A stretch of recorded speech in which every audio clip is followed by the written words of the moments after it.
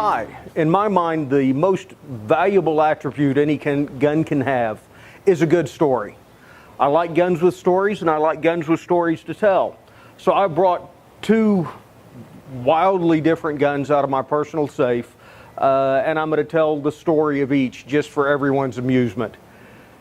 If I were to say turn of the century lever action rifle, turn of the last century lever action rifle, everyone thinks of the Winchester 92 that John Wayne Rooster Cogburn used in the movies.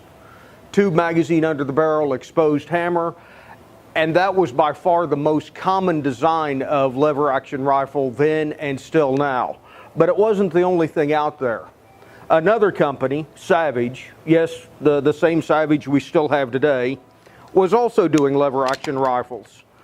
This particular Savage is a model 1899. This particular example was manufactured in 1900. Crazy different design than the traditional Winchester saddle gun. You'll notice there's no magazine under the barrel. You'll notice there's no exposed hammer. This was real state-of-the-art, crazy high technology in the day. And while this is the model 1899, it is a very narrow refinement of the earlier model 1895. So this technology goes back a long ways.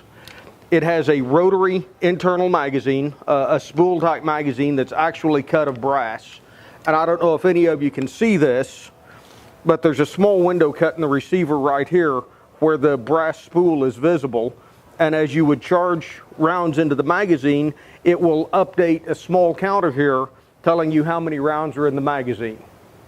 So everyone who thinks PMag had an original idea of putting windows on magazines so you can see how many are left, well, sorry. Savage was doing that before the turn of the last century.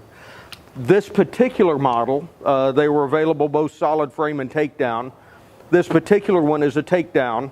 The barrel will remove out of the receiver at this point to make a very small compact package for transport. Very common feature at the turn of the last century for the high-grade firearms. Guns were commonly manufactured to be convenient for travel by either train or stagecoach. This rifle, I said before, was built in 1900, although some of the serialization guides put it manufactured in 1901. This one is chambered in 22 Savage High Power as a cartridge, which is interesting because 22 Savage High Power was designed in 1912 and released to the public in 1914. Apparently this rifle was rebarreled at some point and converted into a different caliber. The original owner of the rifle is unavailable for comment, so we'll never know why. Oh, come on, that was a little funny. 22 Savage High Power, remember this is a pre-World War I cartridge, was a very interesting high-tech cartridge in its day. It launched a 70 grain 22 caliber bullet to 2,800 feet per second. Amazing high velocity for its era. It had a real reputation, particularly in Europe, as a hunting cartridge, a game-killing cartridge, and became popular actually with the European hunters in Africa. Originally it was designed much like the modern 243. It was supposed to be a cartridge that would transition between varmint-sized game, prairie dogs, coyote, that kind of thing, into medium-sized game, deer and such. Although in Africa it developed enough of a reputation that people were actually using it for lion hunting, which just scares the quay out of me, the thought of shooting a 400-pound predatory cat with any 22 caliber rifle. But there it is, a Savage Model 99, 1899 in this earlier generation. And I think it's a wonderful rifle with a neat story. On the other end of the story scale,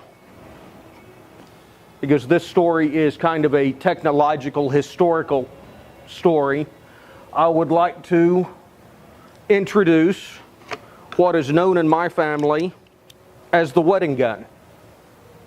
The wedding gun is absolutely nothing special. It's a Smith & Wesson Model 442. I bought it used sometime in the mid-90s. Yes, that is a stainless steel cylinder in it. This cylinder was replaced at the factory by Smith & Wesson because its current owner did something stupid and destroyed the original cylinder, we won't tell that story. But this little revolver is known as the wedding gun because, as is fairly common known, I don't like to be unarmed. This is what I have with me when I just can't wear a full-size handgun. So this little revolver has attended every wedding, every funeral, every formal event in my family for 20 plus years. I wore this revolver when I walked my niece Sarah Megan down the aisle at her wedding. I wore this revolver when I got married last. I wore this revolver as I was eulogizing my father at his funeral. This is a very personal, sentimental story in this case. And maybe it's not a story of general interest, but it's a story of interest in my family.